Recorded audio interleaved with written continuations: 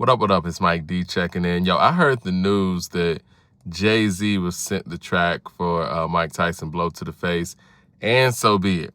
And they said they didn't get a verse back or whatnot. Show must go on. I get that. I do think that would make for a great deluxe. Now, between the two songs, though, I think in this day and age, 2025, we would probably get Jay to get on So Be It, So Be It. I just listened to So Be It, and I'm like, yo, he would have been crazy on there. That record's epic anyway, regardless of whether Jay's on it or not.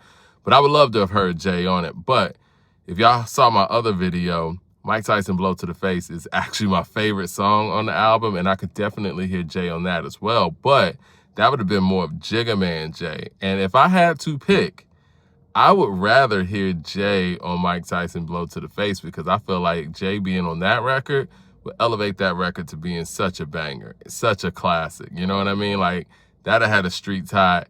And I would love to hear 2025 Jay on something like that, because we've been hearing Dread Jigga, if you will. We've been hearing him on more epic, more things with build-ups and things of that nature. But I think Mike Tyson Blow to the Face would be a throwback to, us hearing Jay in that type of vibe. And I would love to hear him on that record.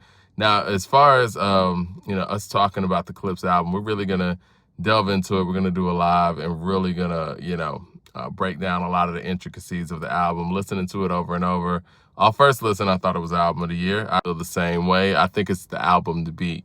The rollout's been incredible. These guys are doing media everywhere. I think that this should be a blueprint for, a lot of the other efforts to come from some of our bigger names, and even, open up the door for some of our, emerging artists that are continuing to grind to actually get these platforms to speak on as well. So I think it's great. I do think that, and I'm going to talk about this more when we actually delve into the album, I think that Kanye's influence is still felt on this album. I think that Kanye is clearly the blueprint of where the direction goes, and that's not to slight anything that Pharrell did. I think that the time that Pusha T has spent with Ye over the past 10 years, and being able to learn his process and understand his process, I think that probably carried over into what we're seeing here. And here's my hot take on the album. I think Malice is the best rapper on this album, and that's no slight to Pusha, because Pusha did his thing as well.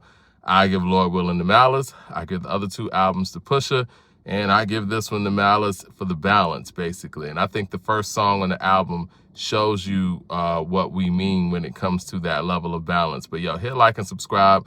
I look forward to speaking with you guys on this album a little bit later.